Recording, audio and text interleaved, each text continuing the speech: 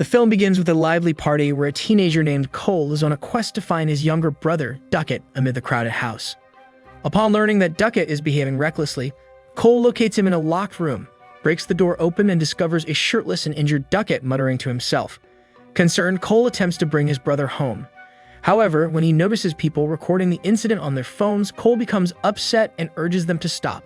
Unexpectedly, Duckett stabs Cole before proceeding to shock the partygoers by stabbing himself in the eye. In the subsequent scene, we are introduced to Mia, a 17-year-old high school student grappling with the 2-year anniversary of her mother's death. Mia believes her mom succumbed to an accidental overdose, leading to a strained relationship with her father, Max. Due to the events surrounding her mother's passing, Mia avoids talking to her dad. Later in the day, Mia goes to pick up Riley from his friend's house. Riley is the younger brother of Mia's best friend, Jade. Since Mia's mother's passing, she's been finding solace in staying at Jade's house as their family provides her with happiness and hope during her lowest moments. Mia and Jade come across a party advertised on social media, hosted by teenagers Haley and Joss. There are rumors that the party involves some eerie and dark activities with the guests. Despite suspicions, Jade dismisses it as a mere act. Curious to investigate, Mia insists on attending and Jade agrees, primarily because her boyfriend Daniel will be there along with her younger brother Riley. The trio sneaks out and heads to the party. Upon arriving, they encounter Jade's boyfriend Daniel, who turns out to be Mia's ex-boyfriend. Despite their past romantic involvement, they remain friends. Later, Haley and Joss introduce them to a game called Talk to Me. The highlight of the game is an embalmed hand with peculiar writings, said to belong to a medium. The rules are simple. The participant holds the embalmed hand, lights a candle, and says the words, "Talk to me," aiming to summon a demon or spirit. Mia boldly volunteers to be the one to undergo possession in the game. Haley, the host, warns her that the connection must be severed within 90 seconds by blowing out the candle to avoid the spirits binding to her permanently. Holding the embalmed hand, Mia initiates the process by saying, "Talk to me," and is startled by the ghostly image of an old man. Although Jade is apprehensive, Haley reassures her and Mia proceeds. With another round of Talk to Me, Mia encounters a frightening vision of a peculiar-looking woman. This time, Haley encourages her to say, "I let you in," and as Mia complies, the spirit enters her body. Soon, Mia begins to act manically, speaking in a spooky, threatening voice.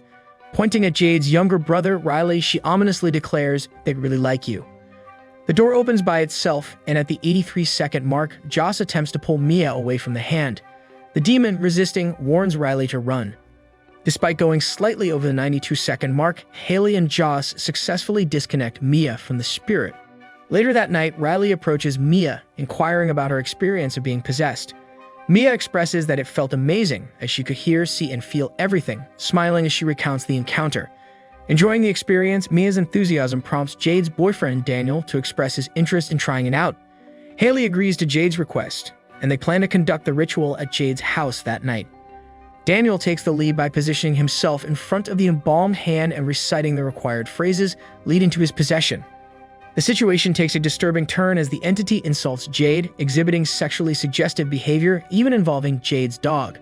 This perplexing scene both repulses and intrigues the teens, prompting them to swiftly blow out the candle. Unsatisfied with the outcome, the group decides to give the spirit summoning another try.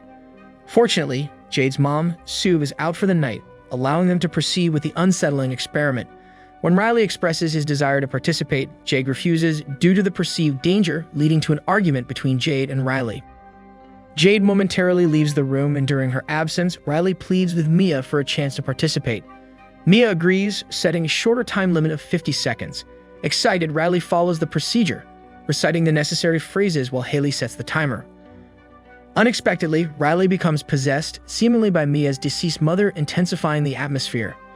Initially, Mia's supposed mother shares sweet and heartfelt sentiments, expressing how much she misses her. As the 50-second mark approaches, the other teens, wanting to cut the connection, face Mia's plea for more time to communicate with the spirit. However, the situation takes a sinister turn as the spirit controlling Riley abruptly becomes violent, forcefully slamming his head onto a cabinet. It requires considerable effort from Jade and the others to finally release Riley from the possession. The group is left stunned and speechless by the tragedy, and their shock intensifies when the police arrive to conduct an investigation. Riddled with guilt over Riley's involvement, Mia makes the decision to pack her belongings and return to her dad's house. In an attempt to visit Riley at the hospital, Mia is met with rejection from both Jade and Sue, who place blame on her for the unfortunate incident. However, as Mia is about to depart, she catches a glimpse of her mother's reflection in the window. A spectral figure guides her to the bathroom, where Mia hears her mother's voice pleading for help. Yet, upon investigation, there is no one there. Following this perplexing occurrence, Mia begins spending more time with her ex-boyfriend Daniel, revealing her lingering feelings for him. Despite Daniel's skepticism that Riley's spirit is not Mia's mother, she remains convinced that her mother is attempting to communicate. That night, with Daniel sleeping over, Mia is startled awake by a nightmare. To her astonishment, she witnesses the spirit of an old woman moving towards Daniel and seemingly engaging in an eerie act by sucking on Daniel's foot. Filled with fear, Mia urgently shouts at Daniel to wake up as she perceives a horrifying scene. However, the surprise is on Daniel, discovering that it's Mia who's been engaging in the unsettling act of sucking on his foot. Disturbed, Daniel promptly decides to leave the house. After his departure, Mia takes possession of the embalmed hand and sets up a candle in an attempt to communicate with her mother's spirit. Her mother, Rhea, manifests, prompting Mia to inquire about the circumstances of her death, whether it was an accidental overdose or a deliberate act. Rhea's spirit assures Mia that it was indeed an accident and emphasizes that she would never have willingly left her daughter. Rhea then reveals that Riley is in distress and urgently needs help. Meanwhile, at the hospital, Jade struggles to assist Riley, who remains under possession and ends up biting her. Riley further injures himself by banging his head against the wall in the bathroom. Thankfully, the doctor intervenes and manages to control the situation. In the subsequent scene, Mia joins forces with Daniel, Haley, and Joss as they embark on a mission to find Cole, the individual we were introduced at the beginning of the story.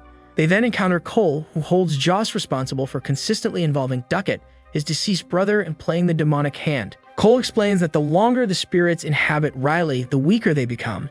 Mia devises a plan. Her strategy involves making Riley complete the game, as she believes they may have overlooked blowing out the candle during his possession. Mia heads to the hospital, attempting to prompt the spirits to repossess Riley and potentially find a solution to bring him back. However, her efforts prove futile. Undeterred, Mia decides to enter the spirit world to rescue Riley's soul, convinced that it is being held captive by the spirits. In a sudden vision, she encounters the spirit of a young girl and implores the girl to guide her to Riley. The girl agrees, saying she lets Mia in and discloses that Riley is enduring torment from numerous other violent spirits in limbo. Upon regaining consciousness, Mia shares her experience with her friends, revealing that the spirits show no intention of ceasing their harm to Riley. Returning home, Max, Mia's father, approaches her with the intention of revealing the truth about her mother's death. He apologizes for not disclosing it sooner and shows Ria's suicide note, confirming that her mother's death was not an accident. Devastated and in tears, Mia encounters Rhea's spirit in the room. However, the situation takes a dark turn when Mia hears her father banging on her door, and Rhea's spirit claims that Max wrote the note as a lie. The spirit insists that Riley can only be saved if he dies. A spirit imitating Max violently enters the room, attacking Mia. The real Max, hearing the commotion, discovers that Maya's door is locked and breaks it down to check on her. In a chaotic moment, as Mia attempts to defend herself by stabbing the attacking spirit, she accidentally stabs her real father in the neck with scissors. Later, Mia calls Jade, claiming she knows what to do and tricks her into leaving the hospital, while Mia herself goes to see Riley. Unexpectedly, Jade's mother, Sue, appears and apologizes for her earlier accusations.